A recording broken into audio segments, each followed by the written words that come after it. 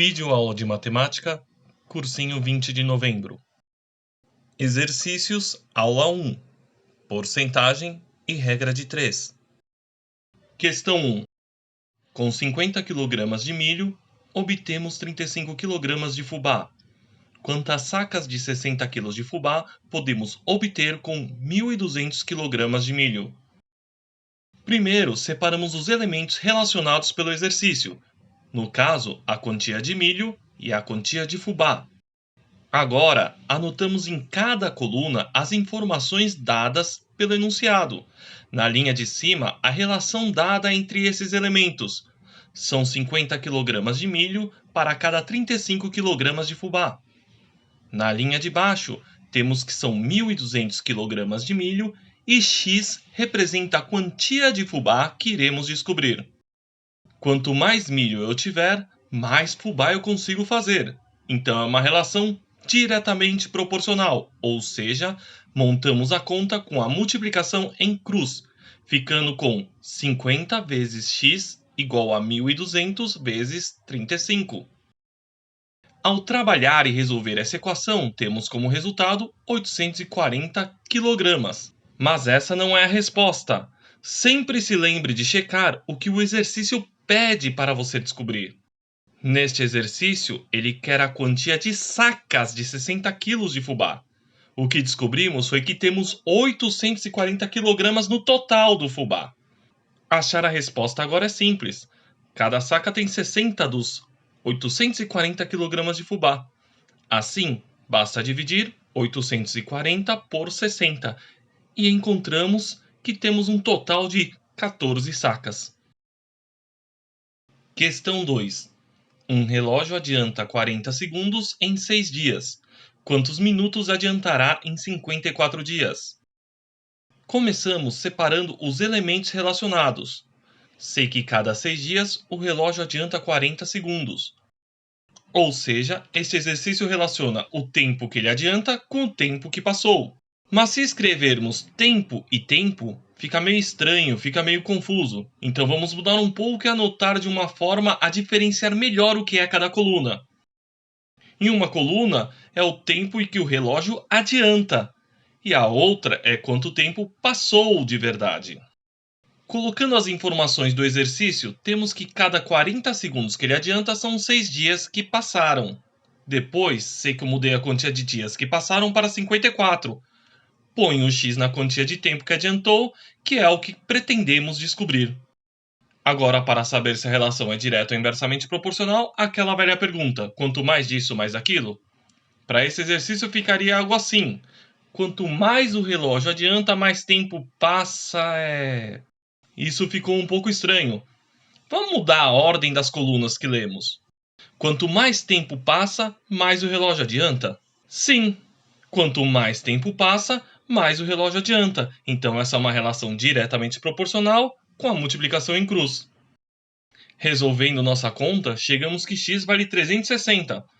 Mas ainda não está certo. O exercício pediu a quantia em minutos que o relógio adianta. E esses 360 não são minutos.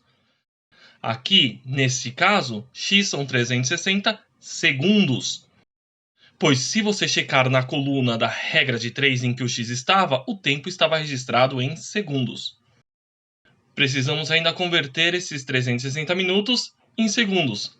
Basta dividir por 60. Ficamos assim que o tempo que o relógio adianta é de 6 minutos. Questão 3. Numa certa população, 18% das pessoas são gordas. 30% dos homens são gordos e 10% das mulheres são gordas. Qual a porcentagem de homens na população? Este exercício vai precisar de uma ajuda a mais para começar a ser montado. Primeiro você precisa entender a situação. O enunciado está pegando uma população e dividindo em diversos grupos. Então precisamos visualizar isso acontecendo para entender melhor. Para isso, vamos imaginar que este retângulo representa a população inteira. Agora vamos colocar neste retângulo as divisões ditas pelo enunciado. Não precisa ser perfeito, afinal sabemos pouco do tamanho, então isso será apenas um esboço mesmo. Pelo enunciado, dividimos a população primeiro em 2 pedaços, o de mulher e o de homem. Também dividimos em outras duas categorias, entre gordo e magro. Preciso de espaço para continuar a montar o exercício, então deixe-me apagar o enunciado. Pronto. Agora eu vou aproveitar esse espaço para separar as informações que o enunciado nos deu e já começar a montar aos poucos a nossa conta. 30% dos homens são gordos. Posso reescrever isso como 30% vezes H, sendo esse H a representação de todos os homens. Na figura, esse 30% de H é representado por este pedaço aqui. 10% das mulheres são gordas. De forma similar à anterior, fico com essa informação reescrita como 10% vezes M e na figura é representado por este outro pedaço. Nossa terceira informação é de que gordos representam 18% da população, ou seja, 18% de todas as pessoas, não só homens ou mulheres. Na figura, seria dizer que esses dois quadradinhos de cima junto são 18%. Olhando a figura, fica um pouco mais fácil ver como essas três informações se juntam. Acabei de dizer, os dois quadradinhos de cima juntos são 18% da população, ou seja, se juntarmos todas as mulheres gordas com todos os homens gordos, temos toda a população gorda. Dessa forma, a gente fica com 10% de M mais 30% de H igual a 18%. Você deve ter percebido que essa equação possui duas incógnitas. Ou seja, para conseguir resolver ela de modo fácil, vou precisar de pelo menos mais uma equação além dessa. E a gente já tem, na verdade. Mas essa outra equação você precisa parar e pensar um pouco na situação para enxergar. Mas antes de mostrar qual a outra equação, vou limpar um pouco a tela, exceto pela equação que acabei de encontrar. Pronto. Agora só me deixe mudá-la de lugar para ficar um pouco mais organizado. Assim. Voltando. Para enxergar a outra equação, você precisa pensar no exercício, o que essas letras representam. M é o total de mulheres da população, H, o total de homens. Então, se juntarmos esses dois grupos, temos a população toda, ou seja, 100%. Pronto, temos duas equações, duas incógnitas. Agora é só resolver esse simples sistema de equações. Mas antes, lembre, para montar a conta, colocamos o símbolo de porcentagem, mas para resolvê-la, antes de começar a fazer as contas, ou você muda essas porcentagens para a forma de número decimal ou forma de fração. No meu caso, eu vou usar números decimais. Caso você não lembre ou não saiba como resolver um sistema de equações, não se desespere. Este é um dos assuntos da aula 2. Dá um pulo lá para entender melhor as contas que vêm a seguir. Agora, resolvendo esse sistema, usarei o método da substituição. Primeiro escolho uma equação, depois isolo uma das incógnitas e último passo, substitui na equação que restou. Veja que com isso, temos uma equação de primeiro grau simples, onde a minha incógnita é o h. Daqui para frente é continuar a conta. Deixo na tela para vocês checarem depois. Finalizando, temos que h é 0,4, mas queremos como porcentagem, não como número decimal. Para isso, é só multiplicar por 100, e aí você vai perceber que 0,4 é a representação decimal de 40%. Questão 4. Numa cidade, 12% da população são estrangeiros. Sabendo-se que 11.968.000 são brasileiros, qual é a população total? Antes de começar esse exercício, cuidado, ali está escrito 12% da população são estrangeiros. Se você pensou em calcular 12% de 11.968.000, você já começou errando, pois não está lendo o enunciado direito. Afinal, 11.968.000 são os brasileiros e não a população total. Para começar, vou separar quem é o meu x. Neste exercício, queremos saber qual a população total, então este é o x da questão. Pensa um pouco nessas informações. A primeira fala que um pedaço da população estrangeira, a segunda nos diz a quantidade exata de brasileiros. Tente imaginar a situação para enxergar mais claro. Se essa população é só de brasileiros e estrangeiros, como são 12% de estrangeiros, então os brasileiros têm de ser 88% da população. Afinal, se eu juntar os dois grupos, tem que dar 100%. Ou seja, eu posso usar uma regra de 3 para saber quanto é 100% da população montando dessa forma aqui. Agora que eu tenho essa regra de 3, basta montar a conta e resolvê-la, chegando no resultado 136 milhões. Questão 5. Em apenas 6 meses, o preço de 1 litro de gasolina teve 320% de aumento. Como esse preço era inicialmente de 25 centavos, ele passou a ser... Primeiro, vamos calcular o aumento. De acordo com o texto, foi 320% do preço original, que era de 25 centavos. Ou seja, precisamos calcular 320% de 0,25. Fazendo a conta, temos que o resultado é de 0,8, ou seja, 80 centavos. Então é a alternativa A. Não! Cuidado! Sempre que você termina uma conta no exercício, vale a pena pensar no que o exercício pede e o que você acabou de calcular.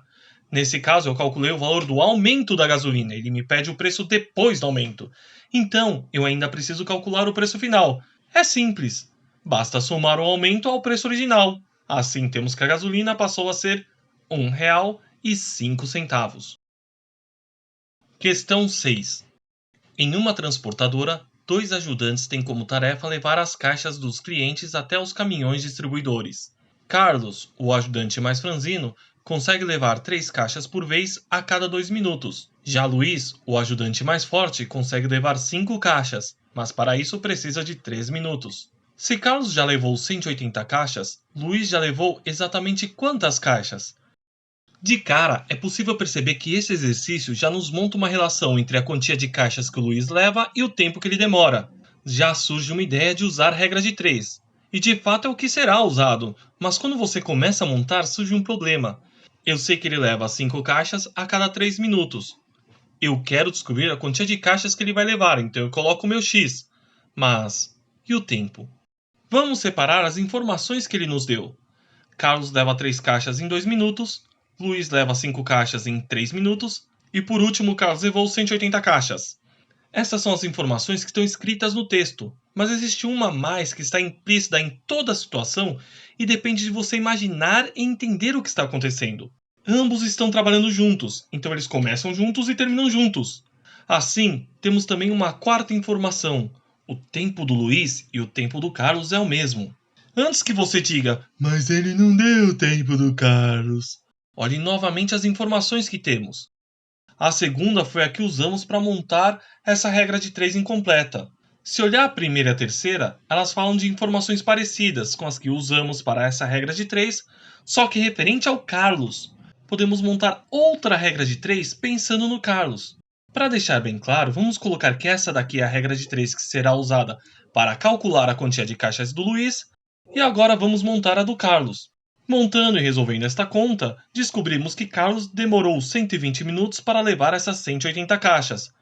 Como o tempo do Luiz e do Carlos é o mesmo, posso voltar naquele primeiro esquema de regra de 3 e colocar esse tempo aqui. Agora é só resolver essa nova regra de 3 para você descobrir que Luiz levou exatamente 200 caixas. Questão 7. A razão entre a terça parte de 0,27 e o dobro de 0,2, nessa ordem, é equivalente a... A conta desse exercício já está escrita no próprio enunciado. Lembre, quando falamos em razão, é uma divisão dos elementos que ela menciona.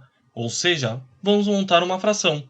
O que vai em cima, no numerador, é o que vem primeiro. O que vem em seguida, vai embaixo, no denominador. Então, neste exercício, no numerador teremos a terça parte de 0,27 e no denominador teremos o dobro de 0,2. Para facilitar um pouco, vamos separar e ver quem eles são antes. A terça parte de 0,27 é o mesmo que a conta 1/3 vezes 0,27, que nos resulta em 0,09. O dobro de 0,2 é o mesmo que 2 vezes 0,2, ou seja, 0,4. Assim, temos que nossa conta principal é 0,09 dividido por 0,4. Ao ser resolvida, essa conta resulta em 0,225. Não tem essa alternativa. Aqui é a hora que você precisa observar um pouco. Todas as alternativas estão em percentual. Esse valor que a gente achou é um valor decimal. Para eu saber qual que é o correspondente percentual dele, basta multiplicá-lo por 100 e colocar o símbolo de porcentagem. Então teremos nossa resposta final de 22,5%. Questão 8. Um reservatório contém água suficiente para abastecer 30 casas, que mantêm o mesmo consumo diário durante 40 dias. Mas, 13 dias após o início do abastecimento, 20 casas tiveram fornecimento cortado. Em quantos dias o restante da água do reservatório será consumido pelas casas que continuarão a ser abastecidas? Esse é um exercício que usaremos a regra de 3, onde ele relaciona a quantia de dias de água no reservatório e a quantia de casas abastecidas. À primeira vista parece bem simples, afinal o reservatório dura 40 dias se abastecesse 30 casas. Como depois do corte ficaram 10 casas, precisamos descobrir a quantia X de dias que ele ainda vai durar. Mas montar dessa forma a regra de 3 aqui vai dar errado. Ou melhor, você não está usando um detalhe importante do texto, este daqui. 13 dias após o início do abastecimento. Essa regra de 3 que começamos a montar era com o reservatório cheio, que duraria 40 dias. Mas agora já se passaram 13 dias, então ele não está mais cheio, ele ainda deve durar 27 dias. Isso se fossem todas as casas. Podemos arrumar agora a nossa regra de 3 de novo. Com 30 casas, o reservatório dura 27 dias. Com 10, ele vai durar X. Não esqueça de fazer a pergunta: quanto mais disso, mais daquilo? Lógico, dentro do contexto. Nesse caso, poderia ficar: quanto mais dias durar o reservatório, mais casas ele abastece. Ficou estranho? Vamos mudar a ordem. Quanto mais casas tiver, mais tempo dura o reservatório? Não. Quanto mais casas tiver, menos tempo dura o reservatório. Então esta é uma relação inversamente proporcional. Portanto, não esqueça, é de multiplicação na linha. Para finalizar, é só montar a conta e resolvê-la e assim descobrir que o reservatório ainda vai durar 81 dias. Questão 9.